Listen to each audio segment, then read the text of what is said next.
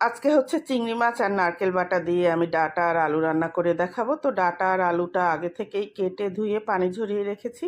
এখন চুলার মধ্যে একটা প্যান বসিয়ে এর মধ্যে তেল দিয়ে দিয়েছি, পেঁয়াজ কুচি, কাঁচামরিচ ফালি, তারপরে নারকেল বাটা, চিংড়ি মাছ আর হলুদের গুঁড়া, মরিচের গুঁড়া, ধনিয়ার গুঁড়া, জিরার গুঁড়া, সামান্য আদা বাটা, রসুন বাটা দিয়ে স্বাদমতো লবণ দিয়ে মশলাটাকে কষিয়ে নিয়েছি। আর চিংড়ি মাছটা ডিপ ফ্রিজে ছিল, এই জন্য চাকা হয়ে আছে। আর নারকেলটাও আমি আগে থেকে বেটে ডিপ ফ্রিজে রেখেছিলাম। নারকেলের পরিমাণটা আমি বলিনি, আপনারা আন্দাজ করে দিবেন, খুব কম বা খুব বেশি দিতে যাবেন না, তাহলে কিন্তু এর টেস্টটা ভালো লাগবে না। তো আমি যতটুকু ডাঁটা রান্না করব সেই আন্দাজ করেই আমি নারকেল বাটাটা দিয়েছি। আর এই সবজিটা যদি এইভাবে রান্না করেন খেতে কিন্তু খুবই ভালো হয়।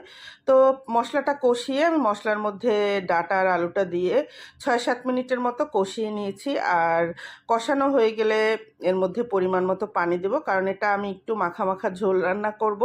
একদম শুকনা শুকনা কিন্তু এটা ভালো লাগবে না। নারকেল দেওয়া এর ঝোলটা খেতে কিন্তু ভীষণ ভালো লাগবে।